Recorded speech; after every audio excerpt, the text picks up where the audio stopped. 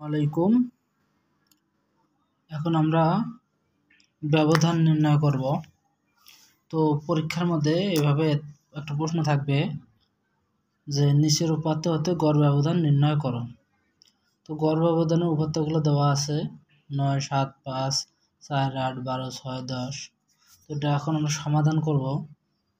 সমাধান করতে গেলে আমরা এভাবে লিখব সমাধান গড় ব্যবধান নির্ণয়ের সারণী। বেশি কিছু লেখার প্রয়োজন নেই। তো তারপরে আমরা করব কি, এভাবে একটা ছক আঁকবো।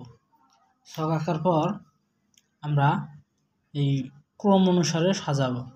ক্রম নাম্বার দেবো 1, 2, 3, 4, 5, 6, 7, 8। মানে এখানে যতটা উপাত্ত থাকবে এক্স হচ্ছে উপাত্ত, এক্স অর্থ হচ্ছে উপাত্ত, এটা হচ্ছে এক্স অর্থ হচ্ছে উপাত্ত। তো এই উপাত্ত এখানে আছে 8টা। তো আমরা 8টা উপাত্ত এক্স মান দিয়ে দিছি, 8টা উপাত্ত দিছি। তো এখন 8টা পাইছি, যেহেতু সেখানে আমরা ক্রম অনুসারে সাজিয়ে পাইছি 8টা। তো ক্রম সংখ্যা হচ্ছে আমার 8। তো এখন যে আমরা যে এই উপাত্ত করে সাজিয়ে উপাত্ত কয়টা আমরা টোটাল যোগ করব। টোটাল যোগ করতে গেলে আমাদের দিতে হবে সামেশন এক্স ইকুয়াল, এখন টোটাল এটা হিসাব করলে 9-এর সাথে 7, মানে এভাবে 7-এর সাথে 5, 5-এর সাথে 4, 4-এর সাথে 8 এভাবে যোগ করতে হবে। যেমন 9 আর 7 হচ্ছে 16, 16, 5, 21, 21 আর 4, 25, 25 আর 8 হচ্ছে 30, 33, 33 আর 12 হচ্ছে 45। এভাবে আমরা এটা হিসাব করলে আমাদের এখানে আসতেছে 61 পাচ্ছি। তারপরে আমরা এখন এটাকে এখন আমরা বার করব। তো আমরা যে এটা নামালাম, এখন আমাদের এখানে এক্স মাইনাস এক্স বার এর মান, এখন এক্স বারের মানটা আমার বার করতে হবে। তো এক্স হচ্ছে এটা, এক্স যেহেতু এটা, তো এক্স বারের মান বার করতে হবে। এক্স বারের মান এই সূত্রটা আমাদের মুখস্থ রাখতে হবে। এক্স বার ইকুয়াল আমাদের দিতে হবে কি, সূত্রটা আমাদের মুখস্থ রাখতে হবে, যে গড় ব্যবধানের সূত্র। তো আমরা এই সামেশন এক্স বাই এন দিলাম। তো এখন সামেশন এক্স হচ্ছে, সামেশন এক্স টোটাল পাচ্ছি 61 আর এন পাচ্ছি এখানে 8টা আছে 8। তো এটা আমরা ভাগ করলে হচ্ছে আমার 7.62। পরীক্ষা যেহেতু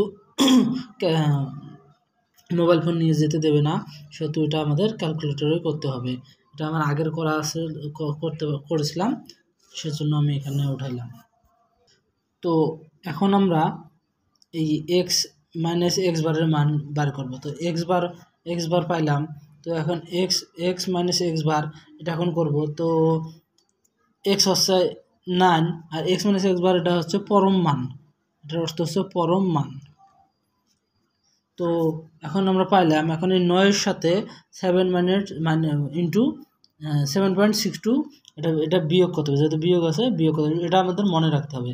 বিয়োগ করলে আমরা পাচ্ছি 9-এর সাথে 7.62 বিয়োগ করলে আমরা পাচ্ছি 1.375। এটা অবশ্যই ক্যালকুলেটর করতে হবে, আমার আগে করা ছিল, যে কারণে আমি এটা এখন করতেছি। এখন 7-এর সাথে 7.62 এটা বিয়োগ করতে হবে। বিয়োগ করলে আসতেছে 0.625। এভাবে প্রত্যেকটা সংখ্যার সাথে আমার এই যে এক্স বারের যে মানটা পাইলাম এটা আমাদের বিয়োগ করতে হবে। বিয়োগ করলে তারপরটা পাচ্ছি 2.625, 3.625, 0.375। এভাবে প্রত্যেকটার সাথে এই এক্স বারের মানটা প্রত্যেকটা সংখ্যার সাথে বিয়োগ করতে হবে। বিয়োগ করলে যা পাবো তাই বসাতে হবে। 375, তারপর 1.625, 2.375 পাওয়ার পরে এটা এখন আমার টোটাল যোগ। এখন দেখা যাচ্ছে যে যেহেতু 6 ছোটো সংখ্যা, 7.62 বড় সংখ্যা, এখানে 4, 5 এগুলো হচ্ছে ছোটো সংখ্যা, এটা হচ্ছে বড় সংখ্যা, সেহেতু সামনে একটু মাইনাস আসে। তো আমার সামনে মাইনাস চিহ্ন দেওয়ার কোনো প্রয়োজন নাই, যা আছে এভাবে লিখলেই হবে, শুধু সংখ্যাটা লিখলেই হবে, মাইনাসের প্রয়োজন নেই। এখন আমরা এটা টোটাল যোগ করব। টোটাল যোগ করতে গেলে আমাকে দিতে হবে সামেশন এক্স মাইনাস এক্স বার এটার মান, এটা পরম মান। এটা টোটাল যোগ করলে পাচ্ছি আমরা 17। আমার এখানে আছে 17 পাইলাম। এখন আমরা গড় ব্যবধান নির্ণয় করব। তো গড় ব্যবধান নির্ণয় করতে গেলে এখন আমাদের লিখতে হবে গড় ব্যবধান,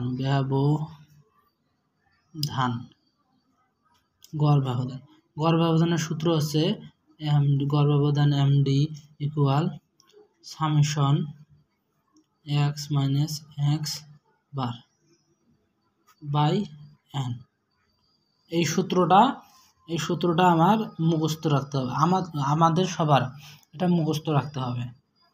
তো এখন আমরা সামেশন এক্স মাইনাস এক্স বারের মান পাইলাম 17 বাই এই যে এনের মান আগে পাইছি 8, এন হচ্ছে 8।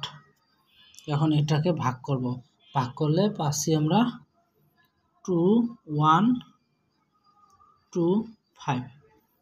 এটা পাচ্ছি 1। এখন এটাই উত্তর যে গড় ব্যবধান, যে সমাধান গড় ব্যবধান নির্ণয় সারণী আঁকছি, আঁকার পরে এখন গড় ব্যবধান নির্ণয় করলাম 2.125। এটা সংখ্যা অনেকগুলো আসে, অনেকগুলো দেওয়ার প্রয়োজন নেই, আমরা তিনটে সংখ্যা পর্যন্ত নেব, তাতেই ওকে।